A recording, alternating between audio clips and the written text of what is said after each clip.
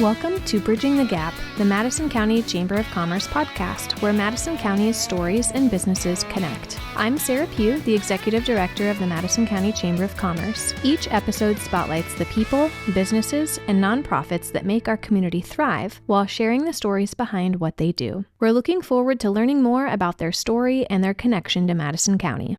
Today, I'm here with Clinton and Kelly Echelman of the Madison County Farmers Market. Thank you so much for being here today. Yeah, thanks for inviting us. Yeah. So for those who may not know you, can you introduce yourself and kind of tell us how you got involved with the farmers market? Yep. So we moved down here to Winterset back in, what was it? November? 2016. Yeah. Right on Thanksgiving Day. Yes. But we always both of us kind of had a green thumb in a way, or both grew up. Not you. You did. No, he did. He did. I had a later in life calling. Okay. But yeah, so we moved down here and I wanted a big garden. So started that. And then we just had, so many vegetables. So was taking them to work and giving them away, and saw it was $100 to, go to the farmer's market for the year. I'm like, and we happened to walk through it and we're like, oh, this is cute. We could totally do this. And then I was working at a corporate job at the time, and I brought 22 watermelons to work with me to give away. And I'm like, this is excessive. Like, we need to do something about this. So we started the farmer's market. I think that was in 2018. So, and that's when we started the farm. Yeah. Cedar Shake. So, yeah. But, and then, from there, just, over the past, 6-7 years, got, familiar with the farmer's market and with Donna, who used to run the market. And from there, she wanted to kind of retire. So we're like, hey, we're here every week anyway. It's fine. Like, we'll take it over. And yeah. So, and that was January 2025. We kind of took the market over, and it's been a upward spiral, I think. So yes, I would agree with that. You moved the location. It was over by the Winterset Library. You moved that back to the square. Yep. Yeah. Tell me more about the things that you've implemented. I think one of the biggest things would be obviously the kids' activities. Didn't really have that before. Shout out to Carol. Yeah. Carol Lichty. Fantastic. Yeah. Yeah. But also just to have a good ambiance, try to have live music or some sort of entertainment, whether that's the Winterset Art Center with their pottery wheel demonstrations, or we also will have Belly Up Dance Troupe and Tribal Muse. Yes. And Spotlight Dance Legacy. Yeah. So. Yeah. And we really wanted to bring that very nostalgic farmers market vibe back to the market. So we needed a space that would hold enough vendors and allow us to grow, whereas Monumental Park was great and the location was fantastic, but we outgrew that space. Yeah. And so now we have spaces in between each vendor, and everyone can kind of flow without being held up at one specific booth. Yeah. I've noticed that when I walk through it, well, from the old location, you had kind of that L sidewalk. Yes. And now with all the sidewalks on the courthouse lawn, you're able to kind of get in between the vendors and expand how many vendors you have. How many do you have for this season on average? Well, we have vendors that keep signing up every week, just as like one-time vendors to try it out. But 35, 40 a week. And then we're probably pushing up on 60 vendors total that signed up for the year, awesome. Whether that's weekly, bi-weekly, or, just like one time. So that's quite a big growth from when you first started. Yeah. Yes. So when you first took over running the farmers market, did you have a vision of where you'd like to see it? We wanted it back on the square for one. So we wanted the better visibility on the square and to bring more traffic to the downtown area, because we also see multiple shop owners every Saturday as well. And then we have the tourism that comes through, and we just wanted a better space so we could actually grow the farmers market. Yeah, and it definitely gives us the space to grow. I think someone asked me how many vendors could we fit, and I was like, well, if we filled the square up, I think maybe 100. I don't know. So. Probably. You've done a lot of improvements so far, but is there one or two that you're most proud of? I think, honestly, just the ambiance of the market, I think, has really been the the biggest thing that one keeps people there, and people it just gives a whole, vibe to the market, so just having music and kids entertainment. And we just recently started setting up a bags game every weekend so people can toss that around. So I think our biggest achievement is the amount of local support that we're getting, because we have people that specifically plan their Saturdays around coming to the market and seeing their favorite sourdough maker, their favorite craft maker, their favorite flowers, their favorite food. Like, we have people that specifically come on Saturdays to see specific people. And I think that's a really nice melding of community and vendors, and then it just like brings everybody together. Yes. Yeah. And attendance has gone up because of that too, hasn't it? Yes. Yeah. Oh, yeah. Very good. Why do you think farmers markets are important to local entrepreneurs and then producers? One, it just, those small businesses that don't have, a good, way to, sell their products, it gives them that opportunity. And that visibility. Yeah. Definitely the visibility. So, in comparison to the shop owners around the square who, love the farmers market that's there, but they have brick and mortars. Yeah. And then we can also provide people with a one-time, like, hey, I kind of get my feet wet, but I'm not really sure what I like doing. So that gives them the opportunity to kind of try it out. And if they discover that they don't like doing it, that's fine. Yeah. They're out a one-time fee. That's it. Yeah. And if they decide that, oh my gosh, this is great and I'm doing so much better, then they can kind of figure out where they would like their goals to go as well. Mm-hmm. Yeah. Are you seeing any movement in like younger, like youth being interested in this and like the entrepreneur side of that? Yes. We have multiple younger people with 3D printing. We have crochet. Yeah. We have some younger people who do baked goods now. It's just like an easy entry into entrepreneurship. Yeah. It's really cool. Kind of get their feet wet, or an easy way to do it, you might say. So cool. You kind of mentioned a couple different vendors that you have. Mm-hmm. What are the variety of vendors that one can expect when they come to the market? Biggest ones, obviously, is we try to promote fresh produce. I think out of all the vendors we have signed up, I think we have about 12 that are selling some sort of fresh produce. So whether it's just all produce or, maybe a mix. So, but flowers, crochet, sewing, baked goods, Wildwood Ranch has worm castings. Castings. Yeah. Mm-hmm. Yeah.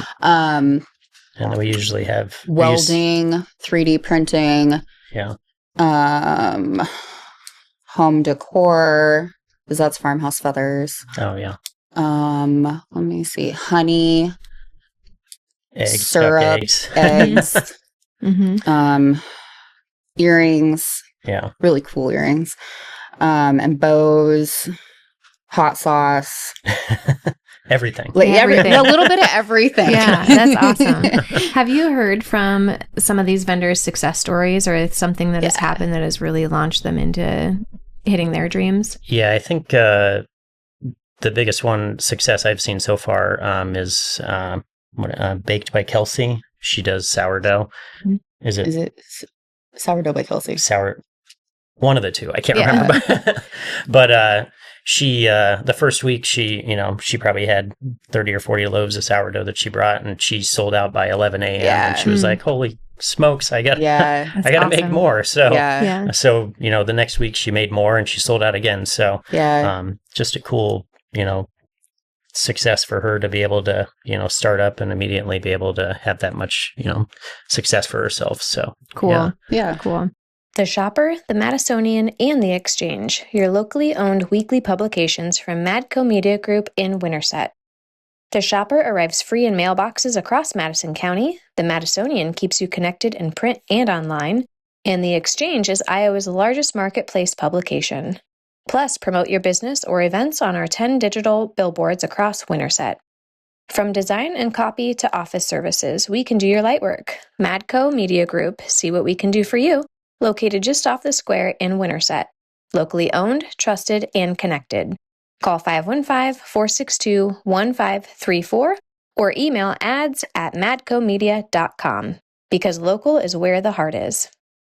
So the market feels more like than it's not just a place to just shop. It's more of a place to gather and hang out and enjoy your Saturday morning. Mm-hmm. When you took over, that was very intentional that you did that. Is that correct? Yeah.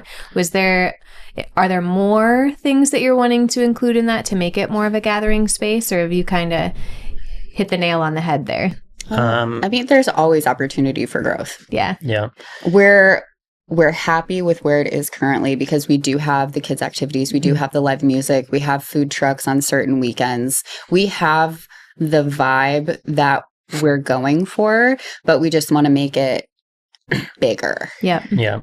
Yeah. And we had a comment from one of the regulars that's there every weekend, and she was like, I feel like I'm at the state fair. So that's awesome. Yeah. But yeah. So what role does the market play in creating a vibrant downtown? I think just bringing people, to a central location where they can, not only enjoy the ambiance of the market, but also, just visiting the shops around the square. They'd be like, oh, donuts. Oh, coffee. Oh, look, every other place is open. I need to go to Angel Wings. I need to go to White Cottage. I need to go to Pine Creek. Yep. It's that reminder that there's storefronts down here. Yeah. I know here at the Chamber, we love it, especially when you have music, because we'll leave the front door open. So even though we're working inside, that they can still participate and listen and enjoy what you guys have created. Yeah. Why is supporting local producers and makers so important to Madison County? Because it's been statistically shown that for every dollar that you put back into the local economy, it helps the local economy more, as opposed to doing like big box stores. Mm-hmm. So to speak. So, and then you're also helping local makers, you're helping local producers, you're showing people where their things come from. Mm-hmm. And then it's tangible. Yep. And we come from a big producing county too. Yeah. So, Yep. And then just, not to get into the government side of things, but just the sales tax perspective of, shopping local, that goes back to the county. So, Yeah. So we've talked about a lot of what people can expect when they attend a farmer's market, but what goes on behind the scenes to get ready for a farmer's market event? What is it like organizing the market each week? Well, Clint does a lot of the IT and websites and emails because I am not tech savvy, and I'm okay with that. Yeah, the heavy lifter is kind of the beginning of the season. We last year when we started the farmer's market, I'm like, my first thought was, I don't want to deal with, paper applications and just trying to track vendors and that sort of stuff. It needs to be digital because it just makes it easier. So we created a website. He created a website. I had nothing to do with it. Which is, for me at this point, is kind of easy because we already run a website for Cedar Shake Farm and the fall crawl. So it was kind of just copy and paste in a way as far as what I did. So, but it gave us an easy avenue for, set up a vendor form and people can go there. And then it also provides a one-stop shop for, people to get information about the farmer's market. So, and then also, with that, it gave me the ability to just be more efficient and being able to track who's here every week and that sort of thing. So, especially when we have one-time vendors that are setting up and we kind of went with the thought that everybody likes a little organization, so all the vendor spots are, pre-designated. Yep. So, and that way, people come to the farmers market can know that, hey, my favorite vendor is going to be at this spot. Yeah, so, that was a big thing this year and last year. So that was kind of, like you said, it's huge for, one, people know where they're setting up and there's no guesswork. So come and with that, another back end thing, every Friday we put out flags so that everybody knows where their spot's at. Yeah. So. But the biggest part of it was just, with the website. Yeah. It helps things run more efficiently. So emails with our farm bucks. So we do farm bucks. It's similar to WIC, but it's specific to the Madison County Farmers Market. We started it last year. We send out an email. He sends out an email, and people can come to the Cedar Shake Farm booth to pick up their designated farm bucks. Mhm. And that just helps them shop local. It's not just limited to fruits and veggies and meat. You can do honey, you can do baked goods, because some people don't want to bake. Some people want a bread, they want cookies, but they don't have that option. So this gives them the option to support local and enjoy the farmers market as well. And that's really taken off because we've seen multiple regulars off that. Yep. So FARM actually stands for Food and Resources in Madison County. Little acronym I kind of made up. But so we actually work with CRISP, who, has a list of individuals here in Madison County that, need food assistance. So she pushed information out last year when we kind of started the program to those families, and said, if you're interested, come to the website and sign up. And then essentially every week we give out, try to give out $50 every week. So everyone so $10 a family. So we give it, to 5 families each week. Some people come pick up, some don't. So, and we have a couple, old ladies. They're like there every week, hoping to get some farm bucks. So, but it's good to see that, we can help out those, families in need here in Madison County. So, and then you also have a rain location. Is that right? Yeah. We used to have a rainy day location. Unfortunately, we've outgrown the warehouse. Oh, yeah. No, but yay. Yeah. So it was our rainy day location, but with the amount of vendors we have, we're now a rain or shine on the square. We don't penalize the vendors if they don't want to come. Yeah. If you feel like setting up, that's great. If you don't, that's fine. That's totally up to you. We'll be there regardless because we have CSA box, like subscription food box pickups anyway. So yeah. Unfortunately, not much we can do about that. It's a great problem to have. Yes, that leads us right into the next question. Now, what are some of the challenges you face with a growing market? Wind. Yes. Wind and rain.